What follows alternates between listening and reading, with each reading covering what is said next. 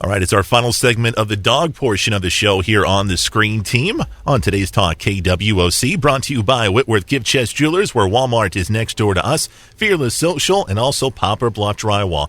We just got done reviewing 101 Dalmatians, the cartoon.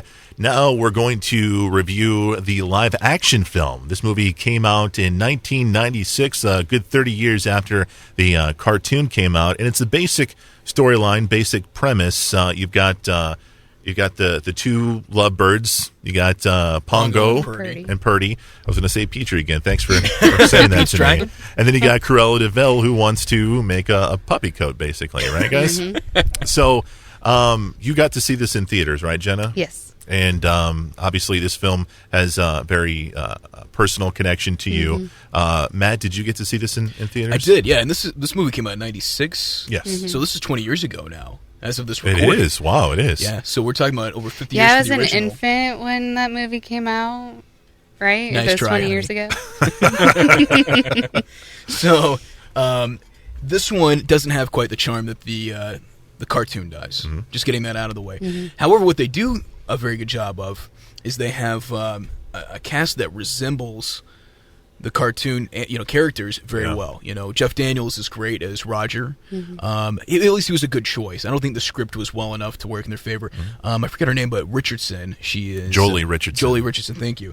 She is Anita. Mm-hmm. The owner of Purdy, and she's a good choice. Looks a lot like Anita from the cartoon. Glenn Close was a fantastic choice. She was almost perfect, I thought. I know, absolutely. She was probably the best part of the film besides the dogs.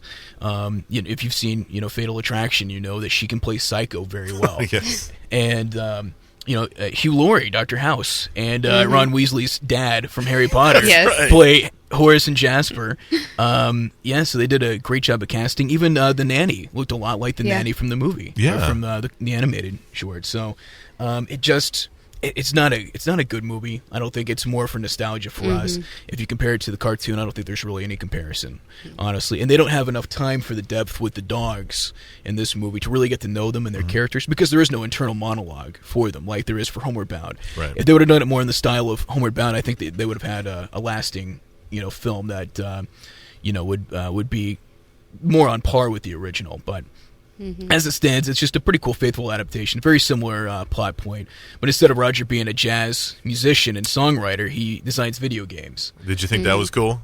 It was. I mean, it was cool at the time, but it's a very dated film. Yeah. It's very much in the mid '90s, and there's nothing wrong with that. But it just doesn't have that classic feel that the original does. That and the only puppy name they kept from the animated one was Lucky. Yeah. They changed all the other puppy names. Yeah. Which, as Matt talked about earlier with Rolly, we were looking forward to seeing, which one's going to be Rolly, but they changed that for us. Yeah. So instead, we got Dipstick, and we got Wizard.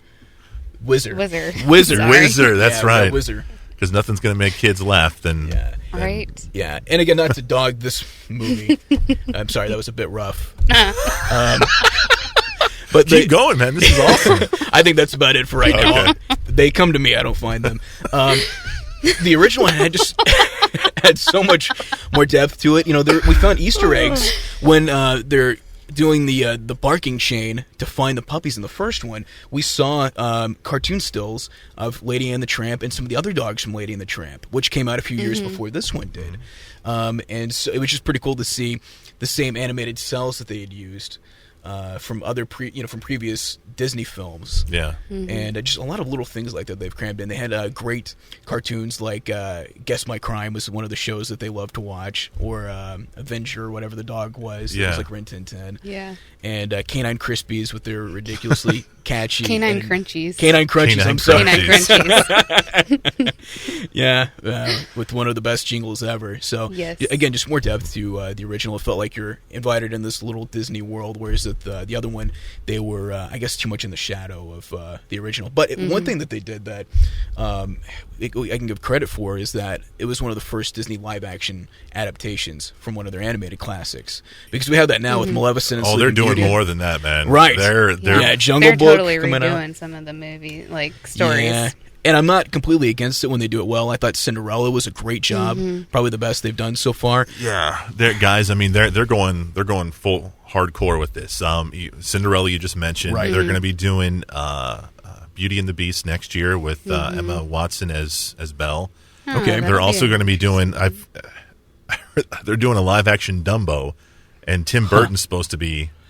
And they did on board for that. They did. If you think about the original Disney Dumbo, Tim Burton is a good choice, right? Especially for like that one part. I still haven't forgiven him for what he's done to Alice in Wonderland. Oh, that's so horrible, man. Yeah, I hated those. Well, I hated the first one. The new one's coming out soon, and I don't give I'm that looking much. forward to getting dragged to it by her. Hey, now I like Johnny Depp. Okay, I really, really enjoy Johnny Depp, even though he's stuck in the same character rut. Yes, I really enjoy him, and so yes, I will go to every single movie he's in. Yeah, that's impressive when a character actor can get stuck in a character rut. One of the things that I just didn't like about this film, and I guess it's not the film's fault because it was like the early stages of CGI, but I didn't really care for the CGI in this new adaptation of 101 Dalmatians. It was very distracting to me, especially the part where the Dalmatians are going down the chute, and it's like, I'm more for practical effects, so I wish they would have done something more entertaining, obviously, but that the dogs could have actually had done and make it look more believable. Yeah. And again, getting back to like Homeward Bound, the stunts they did in that movie with the animals were just unbelievable. Yeah. And I don't think there's any excuse with some of the stuff they were able to pull off in that movie with this one. You're right. They could have written in something different instead of doing a shoot. But, CGI was all the rage at that time. And it still is, but it was just new technology at that point. Yeah. And the live action didn't have the dogs go through as much. Like in the animated, they were at the DeVille house, mansion, whatever, and then they were at the farm, and then they were in the small town, and then on the truck. Whereas with the live action, it was all pretty much in the same area. Yeah. So I got to ask you guys, before you leave, if a family has the option, they're like, okay, we want to watch the cartoon, we want to watch the live action film, which one do they choose, guys? Cartoon. Hands down. We should have harmonized that. You owe me a vanilla Coke. All right. It's 101 Dalmatians live action film. You can find it. It is streaming on Netflix. So check it out, okay? Jenna, Matt, thank you guys for doing your thing, for bringing your love of dogs to the show. Thanks for having us. Always you guys are always awesome. Thank you for doing these reviews with us. I'll be back here in just a few minutes with Sabrina, and I'm looking forward to reviewing The Forest. It is going to be awesome. It's going to be incredible. I have no other adjectives to add to that. So it's tell us how you really feel, Chris. It's going to be coming your way next, right here on KWOC.